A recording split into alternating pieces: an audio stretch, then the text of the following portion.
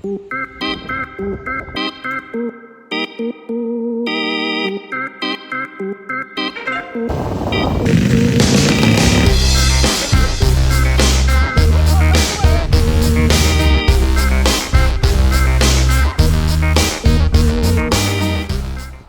मी कसा झोपलो काय माहिती, पण उठल्यापासून माझी मान दुखते आणि मला असं डायरेक्टली बघता येत नाही तिरकं.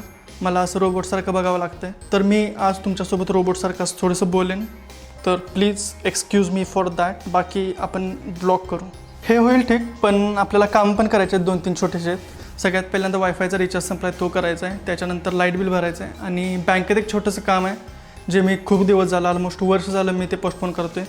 ते करायचं आहे. इम्पॉर्टंट नाही आजच करणं, पण मला नाही वाटत मी जर आज नाही केलं तर परत कधी ते करीन. सो त्यामुळे ते इम्पॉर्टंट आहे आजच करणं.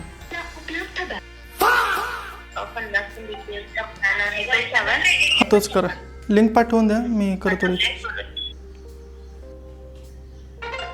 फोनचा रिचार्ज झाला आहे, वायफायचा रिचार्ज झाला आहे. आता लाईट बिल भरायचं राहिले, ते भरूया.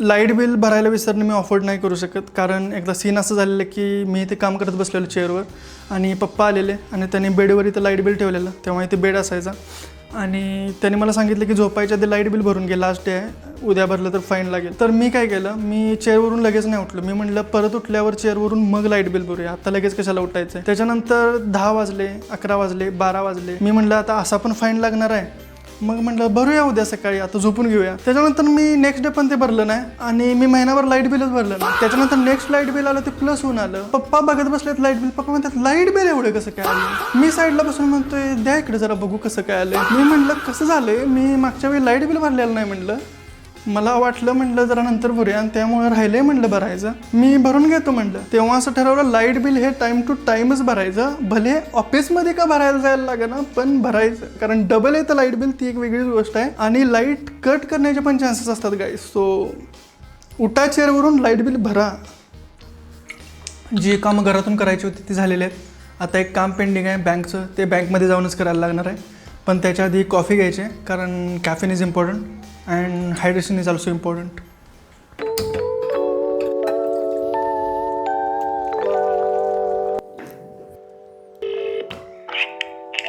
ते एफडी करायसाठी आज येऊ शकतो का? हा या की सर. किती वाजेपर्यंत येऊ? तुम्ही किती वाजता येणार आहे? आता येऊ शकतोय मी. हा या की. ठीक आहे, ठीक, थँक्यू.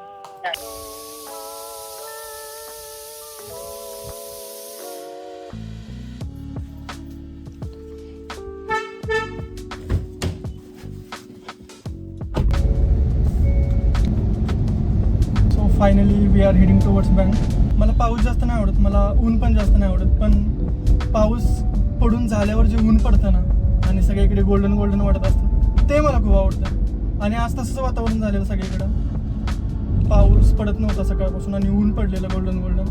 तर गाईज बँक आलेली आहे, पण आपल्याला पार्किंग सापडत नाही.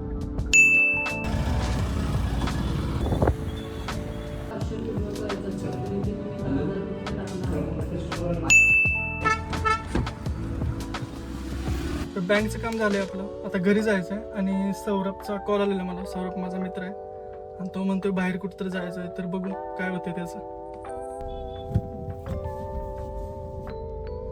बँकचं काम झालं आहे, अर्ध्या तासाचं काम होतं, एफडीज करायच्या होत्या आणि गेले वर्षभर मी काम पेंडिंग ठेवलं. आता घरी जायचं आहे, घरी जाऊन जेवायचं आहे.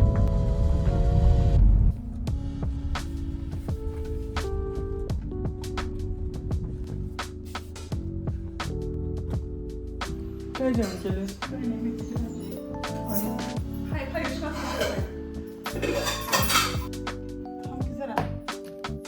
बँकचं काम झालं आहे, माझं जेवण पण झालं आहे आणि आता मी आणि सौरभ बाहेर चाललो आहे. त्याचा कॉल आलेला मला.